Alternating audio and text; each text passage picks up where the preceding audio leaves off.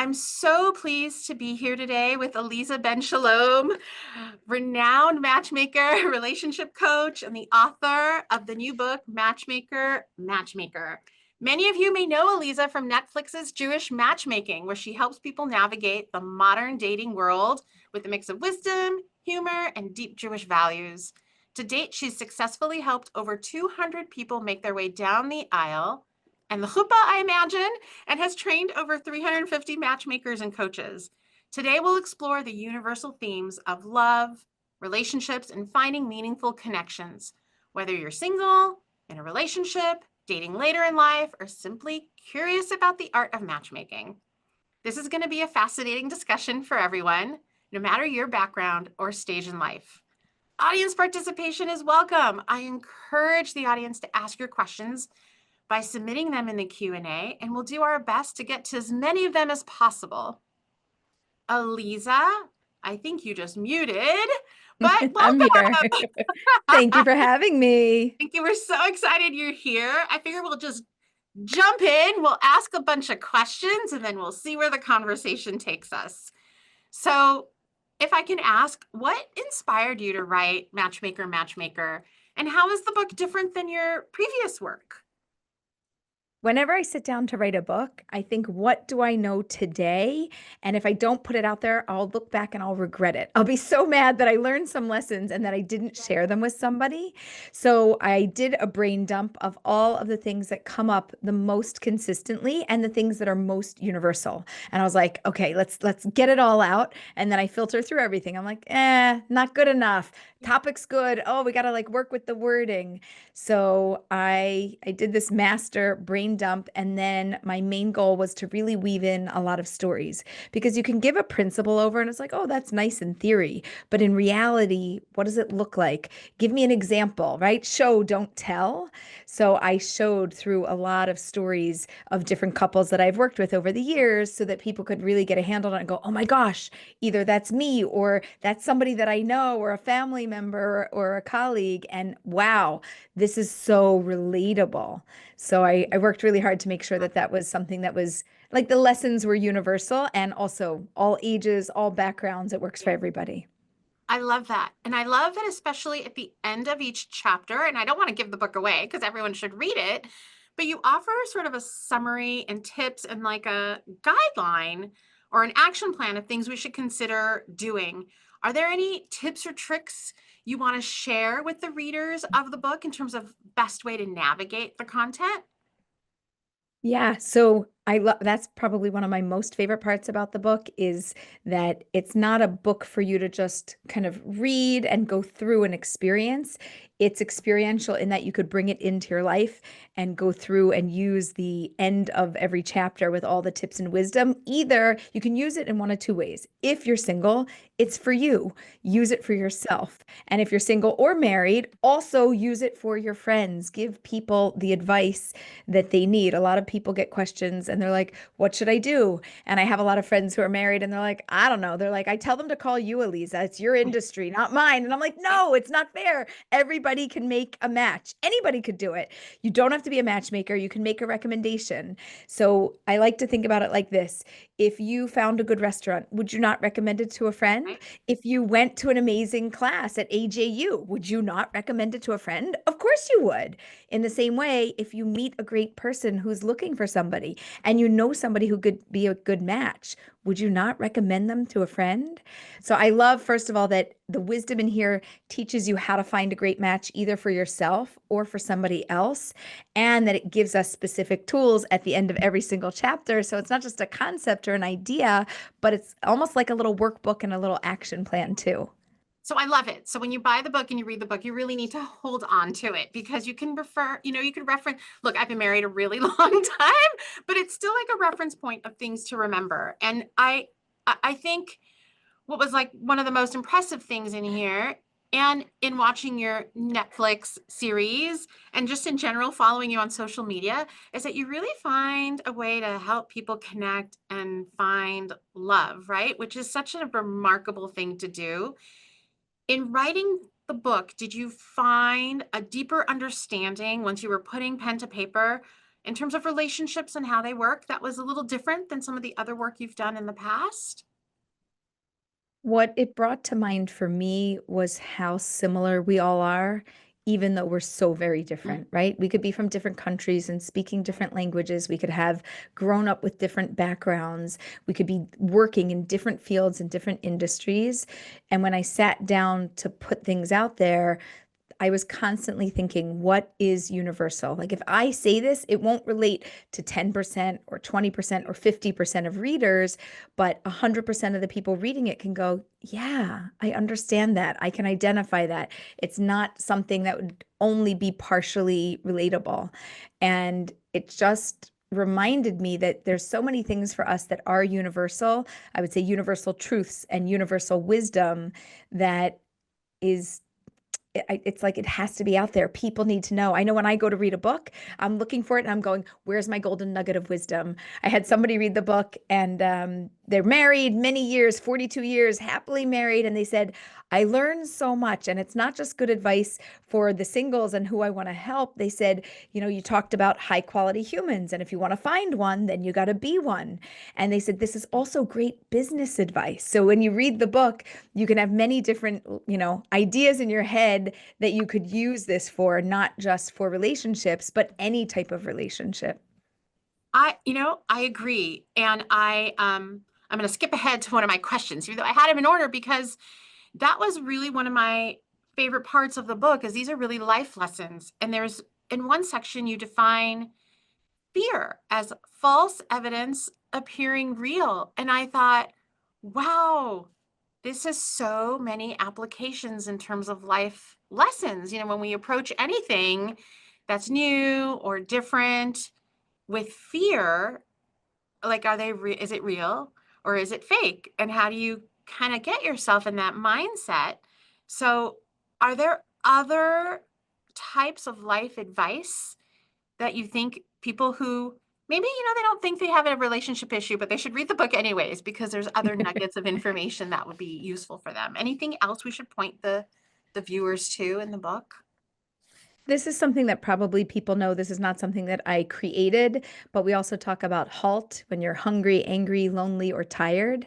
And I think married people sometimes forget you might be in a relationship and you still might be feeling lonely. And just because you went from single to married, you didn't go from single to never ever feeling alone again. And it almost doesn't make sense. You're like, no, but I have a life partner. I shouldn't be lonely. But in a relationship, when things kind of wax and wane and come and go, we also have a natural relationship cycle. And sometimes there will be moments of feeling loneliness, even if you're in a marriage.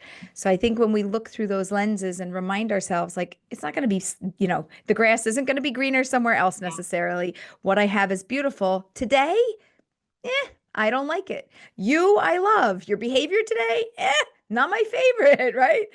We can have ups and downs, and we have a normal ebb and flow to a relationship. Actually, hold on. Let me pull out something that is in one of the chapters. This is it's in chapter 3, and it talks about a relationship growth chart. I'm going to kind of hold this up to the camera for a minute. See how clear we can get this. Oh, yes. So, Yeah. okay, so this is like the escalator that's kind of like going up, but sometimes you plateau, you kind of like almost like Right. wiggle Right. up and down, Right. but there's an upward trend of progress. That's a healthy relationship, and that's the type of relationship that many people are in. You're not always up and you're not always going up. I mean, you're not always having an up day, but you're trending upwards over the last 3 years, 5 years, 10 years. And even if you have a few days, weeks, months, or years of a down, like we generally continue to it's kind of like we pick ourselves up after we get a skinned knee in a relationship. A relationship that's really problematic, whether you're married or single, is when it flatlines. In a marriage, you really need to work on your relationship to bring it back to what it was. And when you're dating, if you don't get out of flatline, it's not like, oh, it's neutral, cruise control. No, it's bad. It's like the same thing as when you flatline in medical terms, Mm, like you're yeah. dead. There's no energy Yeah. there. There's Yeah. nothing. Yeah. So if we're not trending up, we're trending down, and we have to do something really serious about it. The other two examples, one is loop-de-loop, one of those relationships that you're like, it's okay. No, no, actually, we're fine. No, we're not. And we keep going on this loop-de-loop cycle, which feels okay, but we're not trending up. We're just having ups and downs without overall trending upwards. And this other one, which is like climbing every mountain, it's like we have high highs, we have low lows, and this is actually a very unhealthy relationship where we spike too high, we spike too low. There was a woman that told me, she's like, Aleeza, but I love him. And I was like, yeah, but you're never going to make this work. Love means nothing. This is not a healthy dating relationship. You can't progress with this. So some of So, those things are, it's basically like paying attention to like the longer term, because we do have ups and like if I think about the stock market or anything like that, there are dips, but it does increase yes, over time. So kind of keeping an eye to that increase over time and not letting yourself exactly. flatline or go crazy in a loop-de-loop or frenetic sort of space. So this sort of leads me to my next question, which is along the lines of dating etiquette, right? Like we're living in a very interesting time, lots of technology. And 2025, there's one set of dating etiquette, and it didn't exist this way 10 years ago or 20 years ago or the 80s or the 70s. How have you seen etiquette change over time, especially with technology and shifting cultural norms? So I've seen a couple different trends. One is, and I still get this, and depending on what generation you're in, you will get this, Yeah. and especially the older generations, we find that women are asking the question like, is it okay to ask him out? And the modern day answer is, if you don't, somebody else will. That Mhm. was something that we never used to see. It was like a faux pas. If you were a woman and you were asking a man out, it was like it could not be that that was something that existed. Modern day, it's very normal. The other thing that's shifted over time is that with dating apps, you are your own matchmaker and you have your own database, and it's called a dating app. And that app is your potential to find somebody, and you haven't been trained on it and you don't know how to maximize it. A lot of people are trying to hack the system. So if you're into statistics and analyzing things and percentaging it out, if I do this, that, if this, then that, and logicking it out, some people can hack the system. But if you don't really know how to maximize the system, you're literally just sitting there swiping yes, no, yes, no. And what I've learned recently is that every swipe, even if it's a no, it's a dopamine hit. So we get a certain surge of energy, like, oh, potential, or oh, not potential. It doesn't matter. And we have to swipe over 1,000 times to get on a real date. So if you could imagine, our brains and our bodies are being flooded with dopamine only to get one date. And then when you go out on the date, do you think that your brain is going to be flooded with that much dopamine and joy to see the other person? No, It can't ever match up to that. right. So what we're seeing is something that's really out of balance, and technology created this problem, and we don't today have a great solution, except if somebody would say, well, go off all the apps, but they're there to be supportive. They have so much potential. The best thing to do is to have somebody else do the swiping for you so that you don't have to get the emotional highs and live through the actual experience. And there is a story in the book where you do walk I believe, one of the women through how to create a dating profile that is realistic. It's like her own brand, right? So she was like branding herself in a certain way, but it wasn't authentic to who she really was. So I thought that was like a real contemporary issue in terms of how you brand yourself, because everyone wants to be an influencer and a brand. Their own personal brand is important, and how you put yourself out in that way. So I would point them back to that section. I don't remember what chapter, you probably do. And many in our audience are dating later in life, right? We have a multi-generational audience following us today, watching us today. Either they've been after divorce, or maybe they've lost a spouse, maybe they've just never been married. Do you have any specific advice for those people seeking relationships and love? So I always tell people that nobody, and I mean nobody, ages out of love. Okay. So I don't want to hear a story. I'm too old. I already had my love. I won't be able to find another one.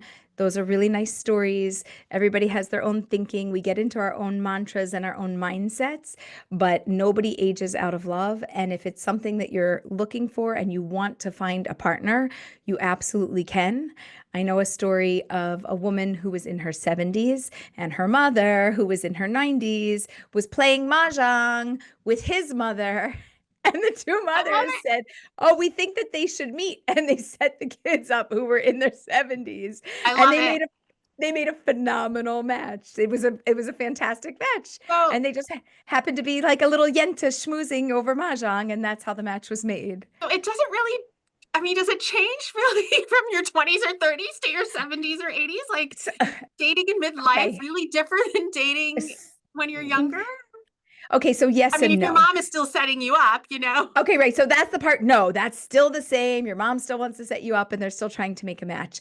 One of the differences is when we come to the relationship, first of all, older ages and more life experiences, you've got a lot of stuff. And it Mhm. could just be, I call it baggage. It's just more stuff. So instead of schlepping a backpack with you, you're carrying a 50-pound suitcase alongside of you and you got all that stuff, whether it's kids or, having moved several times or trauma from other relationships. There's many, many different things that people carry with them. And so we just have to have an awareness about that. I would say financials are very different. If you're getting married in your 20s and let's say nobody has anything, you're just getting started in life together, you kind of come together. And those are the people that, blend their bank accounts and start as one. And when I have couples that are dating for the second time around or the third time around, they're going, well, what do I do? What about my kids? Or what about, what do I do? I said, well, you need to set up the what's mine is mine, what's yours is yours, and then there's maybe what we build together, right? And making sure that those things are in alignment. So it's not that nothing is, different. The other challenge is that there are a lot of people that have a lot of opinions. So when you're younger, you still have friends and people that have opinions, but once you're older, then I would get calls from the children. Aleeza, I want to make sure you know my father. Here's the story, right? And then you're getting the other way. So you have busybodies, and sometimes it goes a generation up, and sometimes it goes a generation down, and sometimes it goes both. So you're getting lots Oh of my goodness. opinions and lots of noise. So keeping your own opinion very strong is also really important. So you're clear about who you are and what you want. So you would think that there'd be fewer challenges, but it sounds like there are more challenges when dating later in life because now you've complicated it perhaps with a whole other generation of folks, kids and Right, grandkids, right? right, So any exactly. any tips and tricks for navigating, introducing a new partner to adult children or grandchildren, or how that works in these multi-generational, potentially blended families? So I love when couples meet and they get to know each other and they decide, I like you, you like me, this is going somewhere. Before that, I don't care about kids, grandkids, up, down, any generation. It's completely irrelevant. If anybody else likes them, the number one person that has to like them is you. And we have to be sure that they also like you back. Once we've established that and that's good, I still like there to be a little bit of time for the couple to gel without any other background noise of family and friends. So I would say to keep dating. And then I would really only introduce children at first and then leave the grandkids out of it because everybody doesn't need to be a part of the love life and like they don't have to come to the big holiday dinner or something like that unless this is wow, there's really something here. We're a long-term relationship heading towards, staying together, building a future together. I just think it gets very complicated. It also gets people's hopes up. It also gets a lot more noise and voices in your head about what you should do, and everybody has opinions. So I like to keep them. It's not relevant until it's relevant, is basically the advice. So, one last piece of advice for someone later in life, if they're re-entering the dating world after a long marriage, what's the first step they should take? First step is to look in the mirror, not the physical mirror, but thinking about who you are, what you want, and where you are today.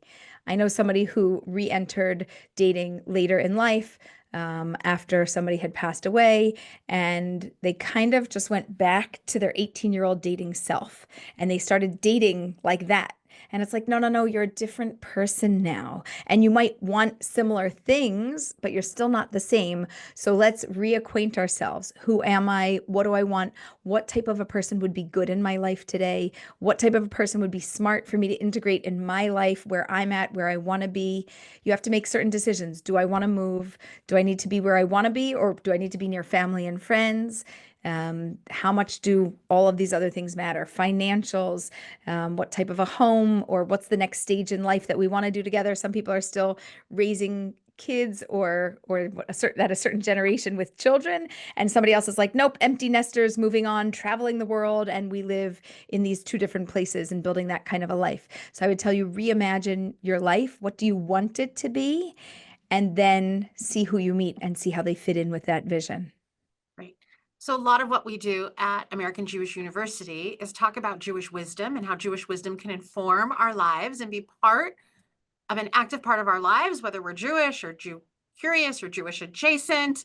So I thought it would be really helpful for our audience to kind of understand some of the Jewish origins of matchmaking and how far back this tradition goes. Is it really a Jewish thing to be matchmaking? If you could speak to that a little bit, I think that would be really wonderful.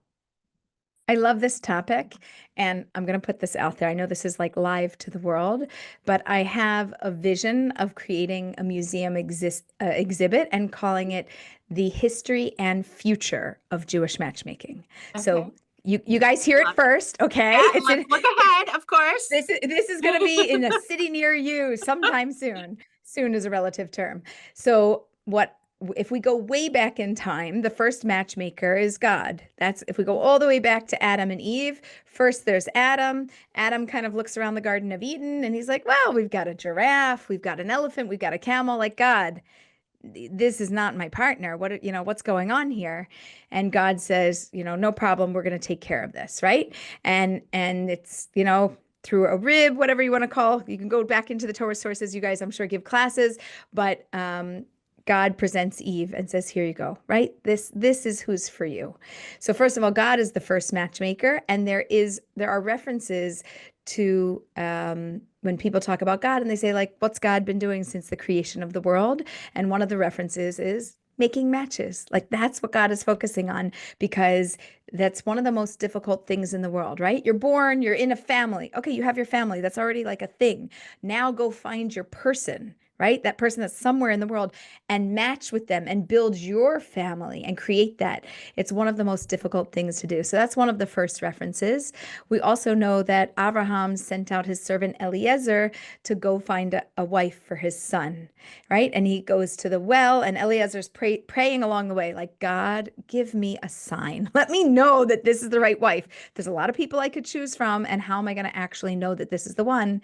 And Rivka brought water for Eliezer and for all of his camels. And if you can imagine, camels in a desert, and a whole band of them, are very thirsty. And that was the sign that she was somebody who was generous and giving and loving and caring and nurturing. And it became clear that that was the perfect wife. So if we go all the way back into Jewish history, we start to have references of matchmaking and couples being brought together, and people sending somebody out to be that matchmaker and to make it happen. So I actually think that within Judaism, we have the first references ever in the world of matchmaking, and it's all Okay, so there, they and heard it it here. We follows. were the first. We were the first. I love that. Thank you for sharing some of that history, and people can go look up the sources, but it is definitely part of our tradition and who we are. We often hear the word bashert thrown around, right? Oh, that was bashert. That was meant to be. But really, it's really means a destined partner or a soulmate. And do you think that everyone has just one soulmate, or can we find love in different ways throughout life? So I love this question. First of all, I always talk about matchmaking being that it is a part of our destiny, right? Like, it is your destiny to find your person, and the opportunity exists. I know there's people that haven't found their person or haven't yet found their person, but the opportunity is here and it's always available. And in terms of soulmates, so I'm going to give you the Aleeza definition and version of soulmates. You get one soulmate at a time. How many will you Oh, have in a lifetime? How many times are you going to end up being married? So, how do you make a soulmate? We have to go back to, how do you make a soulmate? You get married. Okay. You might date somebody and go, wow, they're amazing. This is my soulmate. Did you marry them? No. then that's your potential soulmate. Are they your soulmate? No, no, no. In this world, the way to get a soulmate is to marry them. It's through the binding of marriage that we actually create a soulmate. And if somebody passes away, if somebody gets divorced, there's a break in the soulmate connection and you become a free soul. And if you get married again, Mazel tov, you have a second soulmate. So how many will you have in a lifetime? I don't know. Most people get one, two, sometimes three, occasionally four. I've heard about five and as many Wow. as I think nine. That was the most times that I heard that anybody get married, but most Wow. people get like one, two, three, just a few usually. So that's really so wherever you are in life, there's hope that there is another potential soulmate for you just right there around the Always, corner. always, always, always. And so, I mean, there's a lot of Jewish values being brought into relationships, and Jewish values can bring meaning to relationships.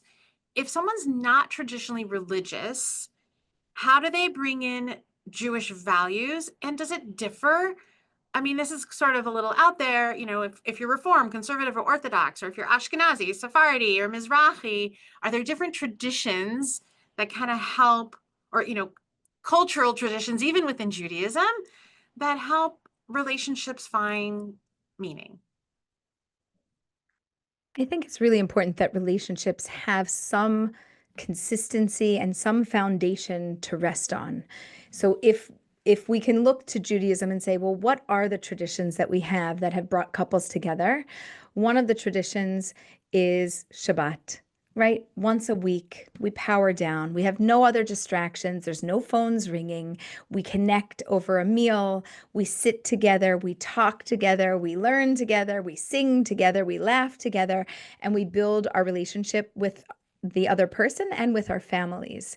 So I think some people have integrated Shabbat or the concept of Shabbat into their life, choosing to have a family meal. If you're anyway going to do it, why not do it on a Friday night? It seems to be that there's a little bit of extra spirituality in the world. And for me, if I want the most magical evening and the most romantic evening, it's a Friday night. It's just where it's happening, it's where it's at. And without technology, it's you and me. We just exist together in a moment in time where nothing else happens. So that's one thing that's really magical. There's something else in Judaism, and I'm not sure if you're familiar with this. I'm going to give you the basic version, but you guys maybe could do deeper learning if you're interested. It's called mikvah. And mikvah is about family, so I call the mikvah like a spiritual spa. And after a couple gets, or before a couple gets married, the woman goes to the mikvah. In some communities, the men also go to the mikvah. And it's kind of like a spiritual spa. It's like the spiritual prep of bringing a couple together. And in Judaism, there's kind of like a waxing and waning of a physical intimacy that comes and goes where a couple can build their connection. I've heard from some couples, they're like, oh, it's been so long, or it's been a dry spell or something like that.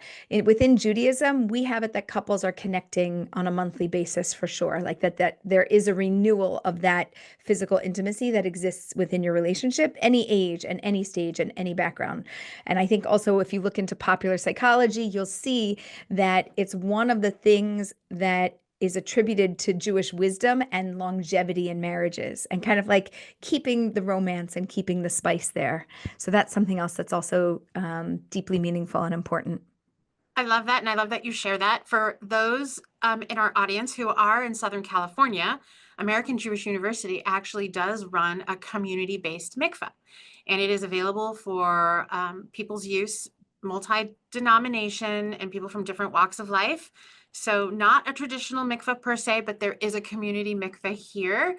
And we do have people who come and immerse for all kinds of different sort of life cycle events. Maybe they've gone through a change in relationship, right? Or they're about to birth a baby, or they'd like to have a baby, or maybe they've had a baby through surrogacy and want to go through some sort of, renewal process or welcoming process. So I do encourage the audience to really check out AJU's community mikvah.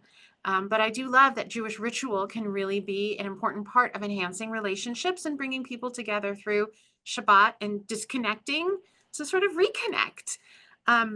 this kind of leads me to a story one of my friends told me once. She grew up in Mexico City, and in her community, like the Jewish elders, the rabbis and whatnot of the community, would have this elaborate process where they sort of kept mental track of who the singles were, and they would make sure to set them all up with one another. And the community got really involved in ensuring that their single people found one another.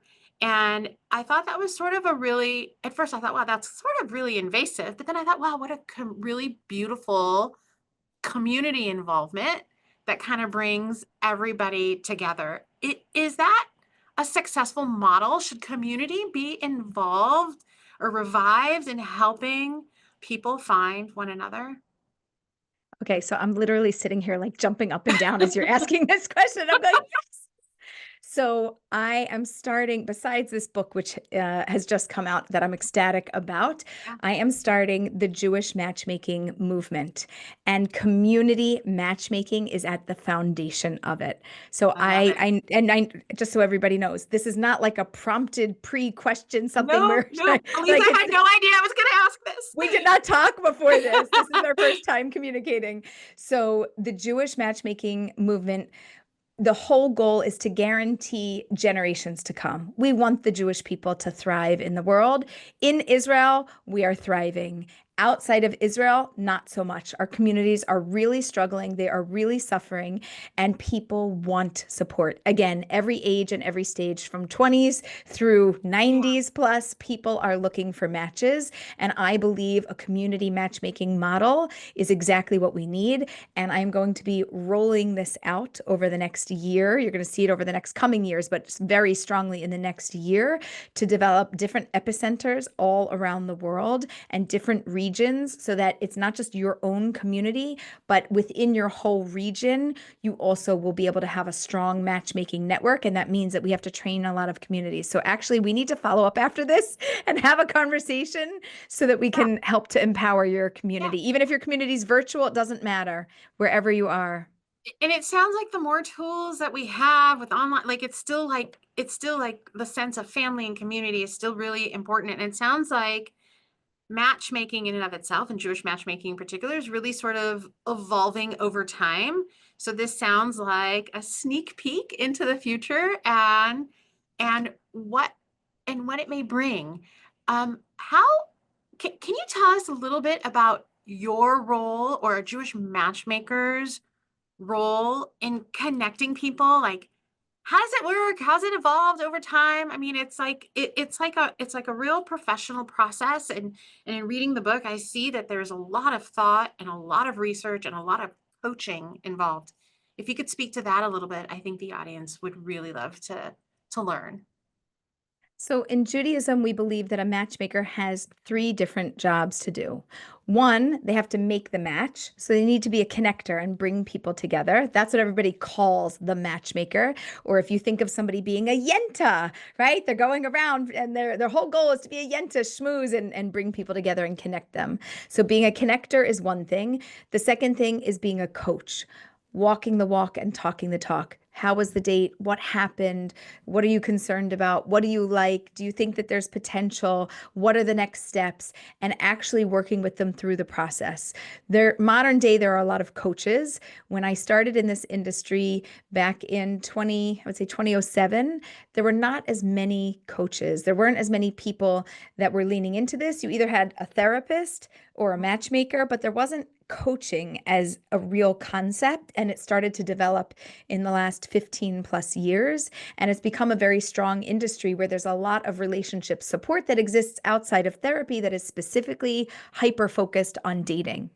And the third part is the closer. So the connector, the coach, and the closer. The closer is the one that's like, is this like you getting married? This is good. We make the deal, or we're not making the deal because we need to end it because there's a deal breaker here. There's something that's wrong and we need to move on.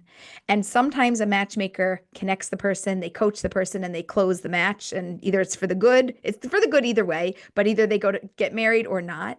And sometimes there's two or three different people that are involved in the process that are supporting somebody through it. So you might have a family member who made the match. Yeah, I might be their coach, and somebody else might come in to kind of do the closing and help somebody really make a good decision. The if you ask me what's my favorite part, I actually love the closing because it's what I call soulmate clarity. How do you know if this is the one or if you should be done? And to me, there's so much moving between our thinking and our feelings and our reality and what we're doing in the world that to me is the most engaging part of the process that I love. Although you can't get to that part of the process unless you actually connect people and set them up. So it's a part of a whole ecosystem. So I can only imagine you get invited to a lot of weddings every year. I do. I like in the beginning, I would go to them. I'd be like, sweetheart, I was in Philly. I got to go to New York. I got to go for a wedding. He's like, okay. I was like, you want to come? And he's like, I'm going to know nobody. I go, me too. I only know the bride. I only know the Yeah. groom. That's it. But I do. And I love it. Well, that's a little bonus, right? To enjoy a little simcha at the end. So we do have a Yeah. couple of questions coming in from the audience. I have one person here wrote, my son is 23, never dated, and doesn't show any interest in dating, works very hard, and gets offended when asked about getting on the dating apps or meeting anyone we suggest. Any advice? So you can't twist somebody's arm and you cannot want matchmaking or finding your person for them more than they want it for themselves. So the best thing to do is to show that you're in a happy, healthy relationship or whomever you're with, or to use somebody else that's a great example and kind of like motivate through that experience or to reminisce and talk about, something wonderful. And I would say pray that he will come around and be open to it in the right time. Um, some people have like you take the book, you leave it on the table when they're home. You're like, oh, I'll pay for the dating app if you want it. It's not motivating to them until they actually want it. There's not too much to do. And the more you nudge, the more that they kind of like you push this way and they run that way. So it actually creates more distance. I would say like twice a year you could say something. And other than that, not so much. I wouldn't do it every month. It's not going to work in your favor.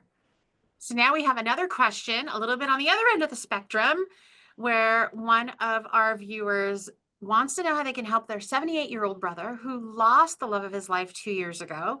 And every woman he meets, he compares with his beloved wife and doesn't find that there's chemistry or no one can live up to who she was. How do we help navigate someone in that predicament?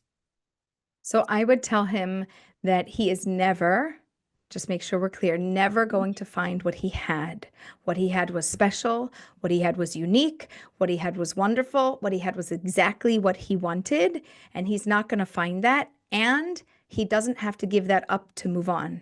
You get to take the fact that you had the love of your life, you had those experiences, they can live with you and in you, and you can find a new partner that is different, that maybe satisfies different parts of you. Our partner always satisfies an amount of things within us.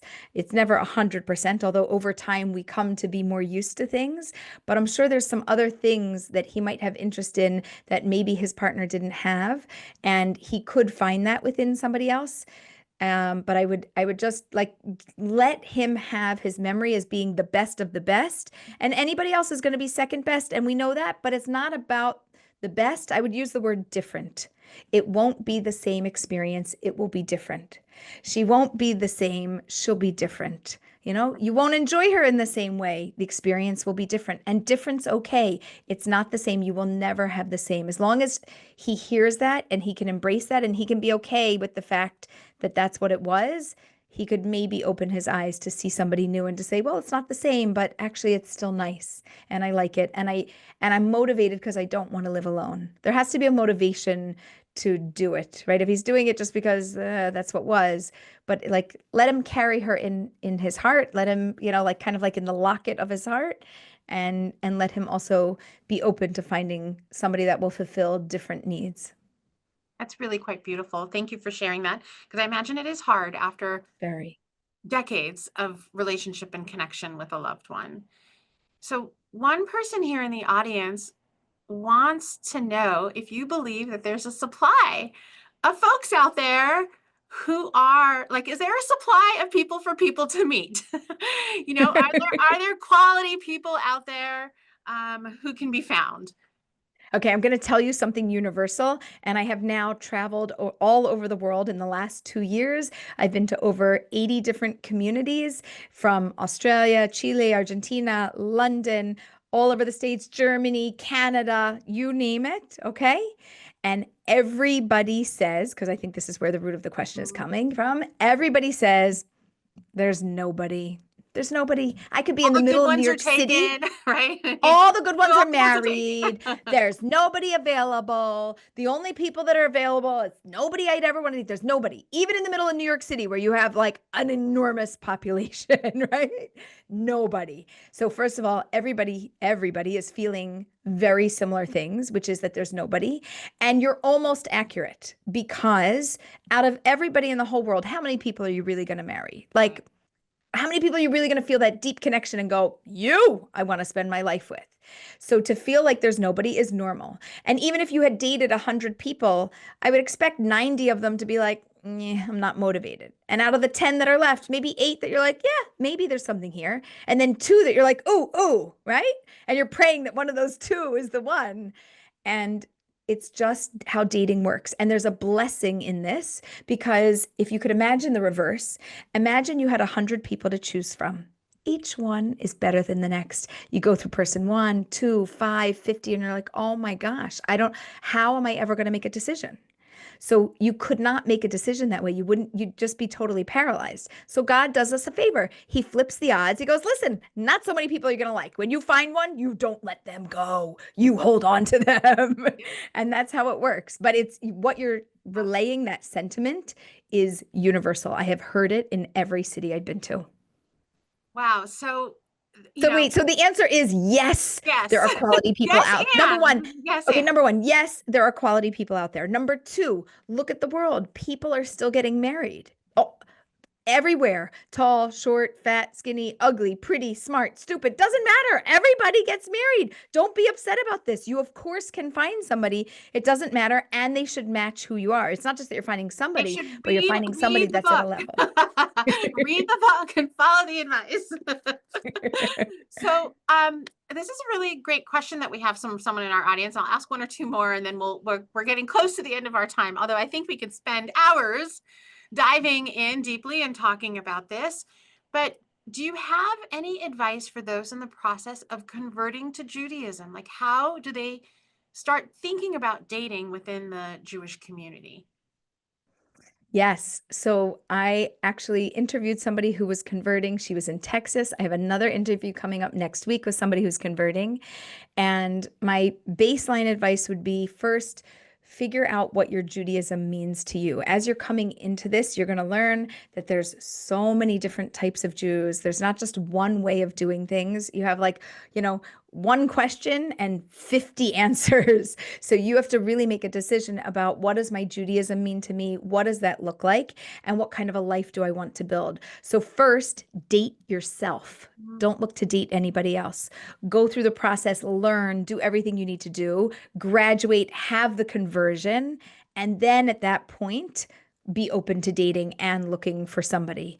I would not try to date through the process. It's usually discouraged. Like if you speak with the rabbis, they would probably tell you that it's very much discouraged. And the main reason is that you don't know who you want to be yet. Like this is all new and there's so many different options. We need you to be very clear so that you find a good match that can last a lifetime.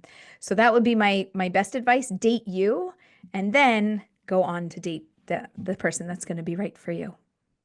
So there was another question that came up that was really interesting because as people are later in life, they've had maybe a successful marriage or maybe an unsuccessful marriage. Marriage is not always something they want to do again, but they do want that like long-term committed relationship.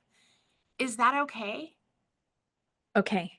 I have a solution for this. I love it. I need It's your a list tough of one, right? questions because I have to give people these questions. You are hitting all of my favorite topics. Okay. Here's something, and it doesn't work in every state, but in most locations. This is my recommendation. If you want to be together and you're not necessarily marriage minded, but you're long-term relationship minded, and life gets complicated once you get married, and second time around, I know. So I'll tell you what I care about. I care about the Jewish marriage. So get married according to, right, your community, whatever, have the guidance that you need, have a chuppah, but don't submit it to your state. Okay. In most places. Now, I don't know about New York City. Somebody said we have to check into it, but in most places, nothing else. It's like irrelevant. I don't It's even like care, by the way, like a commitment ceremony without a legal marriage, but but with it's a like a halachic, chuppah, like but it's, a but halachic it's marriage.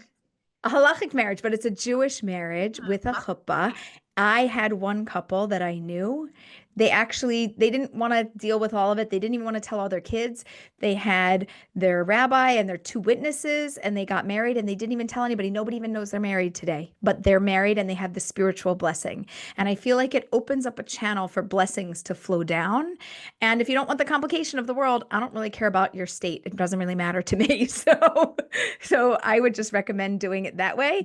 But check with your local state, rules, because when you pass away, if something's in place that the Jewish marriage actually counts as the marriage towards the state, that's a whole nother story. And I don't know about common law marriage, about living together, and then, Yeah. usually that was like it used to be something. I don't know about. I gotta look that up. So the audience should research what that looks like for them, but there are ways to do this within Judaism. I think that's really a beautiful suggestion. So Thank you. one last question before we dive into what's next for Aleeza. Is there any final advice you want to share with people, like if they're feeling discouraged by looking for love, or they're finding, they keep making mistakes? What's one last great nugget of advice you want to share with the audience? Never give up. If you're looking for somebody, never give up. If you have somebody that's looking and you're their key person to like give them the advice and the support, you always tell them your person is out there. They are living, they are breathing, they're in existence in this world, and we just need to find them. Always give somebody encouragement and hope. The whole world in the blueprint of creation is you come into the world, your soulmate comes into the world, you have the potential to meet. So it's not like a unicorn, like, oh, do they exist?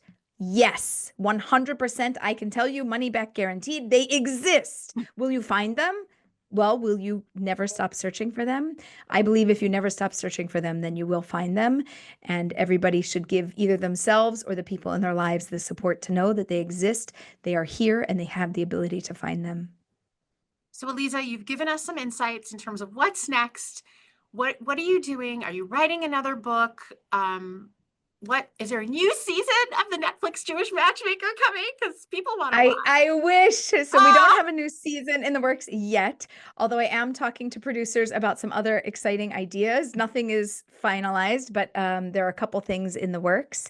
And I'm focusing on this book right now because this is like my everything, where all my juicy golden nuggets of wisdom are. And my new focus is going to be this Jewish matchmaking movement, which is going to light up. We're going to do 12 epicenters around the world, 12 different regions. And then from those regions, we'll have one key city that is like the leader, or one key community that's the leader, and bringing people together. So you are going to see that is going to pop up. People are going to be talking about it. They're like, oh my gosh, does your community have it? It doesn't. You need this. I love Everybody that. needs to have the Jewish matchmaking movement so that you can help communities to grow by helping couples to come together.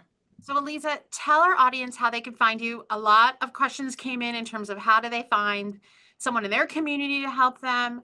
They want to learn more from you. I know you're on social media. If you want to share your website with the audience and how they can follow you after this, that would be lovely. Absolutely. So you could find me at marriagemindedmentor.com. That's my website. You can email me at coach@marriagemindedmentor.com if you have any questions. I would tell you, go to the website first, get any of the information you need. There's so much there.